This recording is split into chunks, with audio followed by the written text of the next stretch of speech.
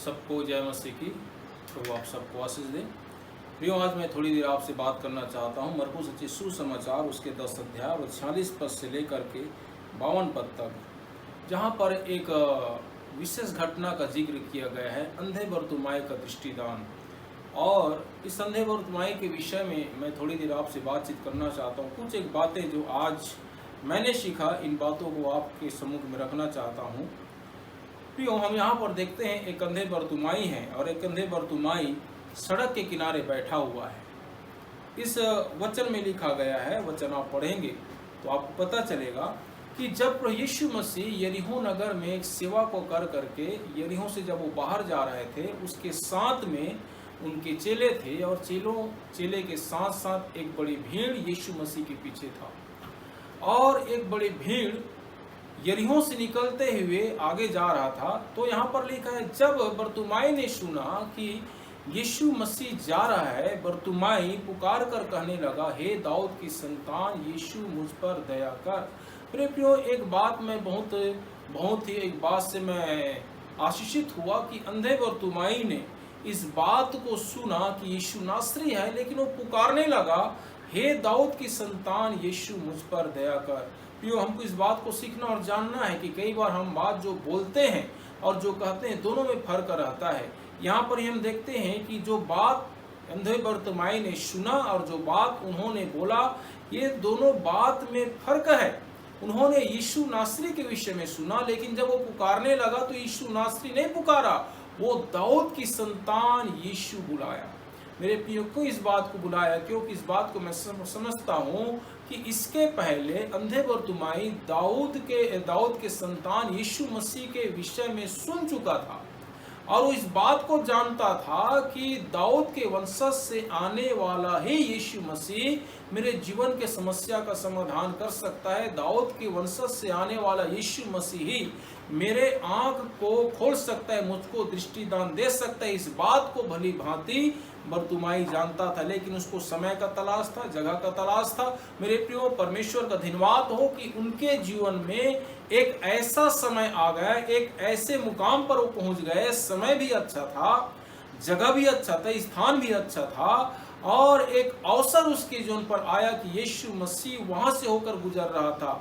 वो उस अवसर को खोना नहीं चाहता था और इसलिए वो पुकार कर कहने लगा कि हे दाऊद की संतान, यीशु मुझ पर दया कर। बहुत से लोगों ने डांटा, फटकारा, उसको मुंह बंद कराया।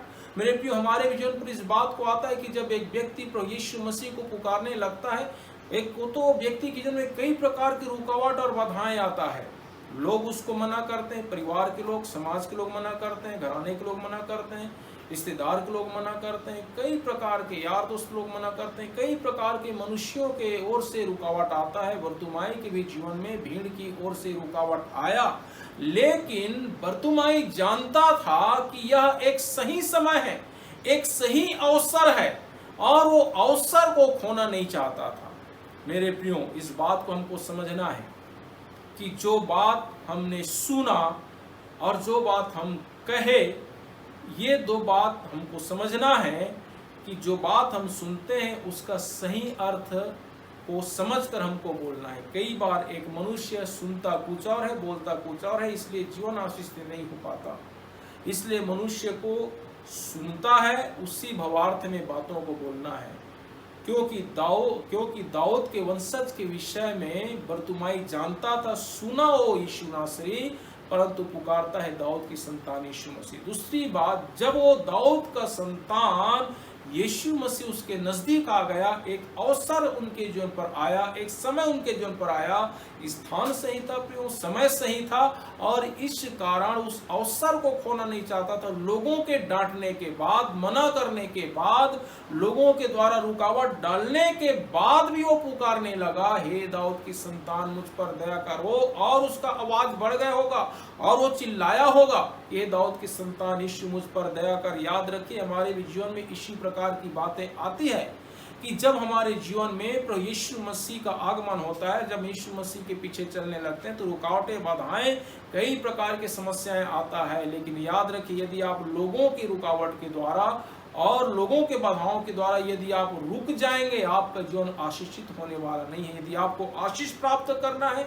इन तमाम प्रकार के रुकावट को, हर एक बाधाओं को, इन हर एक प्रकार के बातों को किनारे करके आपको आगे बढ़ना है और पुकारना है।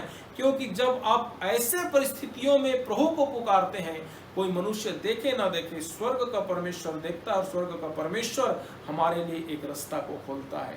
अंधे बरतिमाई के लिए भी रास्ता को खोला, यीशु मसीह ठहर गया। प्रियो, मैं आपको एक बात बोलना चाहता हूँ, जब हम विषम परिस्थितियों में, जब रुकावट आता है, जब हमको जोर दिया जाता है, जब हमको स्पष्ट मना किया जाता है, जब हमको बोला जाता है कि यीशु का नाम मत ले, यीशु के पीछे मत चल, इस परिस्थिति में यदि हम यीशु मसीह को पुकारते हैं, प्रियो, स्वर्ग का परमेश्वर प्रभु यीशु मसीह हमारे जीवन में ठहर जाता है। वहां पर भी बरतिमाई के लिए यीशु मसीह ठहर गया। आगे प्रियो, इस बात को मैं रखना चाहता हूं, जब बरतिमाई यीशु मसीह के पास गया, ऐसा वचन में लिखा है, उन्होंने अपना कपड़ा को फेंक दिया, अपने पुराने कपड़ा को फेंक दिया। प्रियो, हर एक व्यक्ति का एक पहचान होता है। प्रियो, मिलिट्री में काम करने वाले का एक पोशाक होता है। प्रियो, बॉर्डर में काम करने वाले सेना का एक पोशाक होता है, वायु सेना का, जल सेना का, थल सेना का एक पोशाक होता है, पुलिस का एक पोशाक होता है। हर व्यक्ति एक व्यक्ति का पोशाक होता है, उस पोशाक से एक पहचान होता है। इसी प्रकार बरतिमाई के जीवन पर एक पोशाक था जो पहचान था, भिखारी है। प्रियो, उन पुराने पहचान को उन्होंने उतार फेंका। हमारा भी एक पहचान होता है, हमारा भी पुराना पहचान, हमारे कई प्रकार के पहचान होते हैं। अलग अलग बैकग्राउंड से लोग आते हैं, अलग अलग मत के, अलग अलग पंथ के, अलग अलग विचारधारा के लोग यीशु मसीह के पास आते हैं। लेकिन याद रखिए, एक बात बोलना चाहता हूँ, यदि हम यीशु मसीह के पास आते हैं, हमको अपने पुराने पहचान को फेंकना पड़ेगा। बरतिमाई के पास सिर्फ पोशाक ही नहीं था, मैं विश्वास करता हूँ उसके पास लाठी भी रहा होगा, क्योंकि अंधे को एक लाठी की सहारा की जरूरत है और एक भिखारी को कटोरे की जरूरत है। तो बरतिमाई के पास कटोरा भी रहा होगा, बरतिमाई ने उस कटोरे को भी फेंका होगा, बरतिमाई ने उस लाठी को भी फेंका होगा। 3 बातें बरतिमाई ने अपने जीवन में अलग किया होगा। वो है उसका पुराना पहचान जो पोशाक के रूप में था, दूसरी बात उसका लाठी जो उसका सहारा के रूप में था, जो उसका आधार था, तीसरी बात उसका जीविका का साधन जो भीख मांगने का साधन था, भीख मांगा करता था। उन तीनों बातों को बरतिमाई प्रियो अलग कर दिया और यीशु मसीह के पास आया।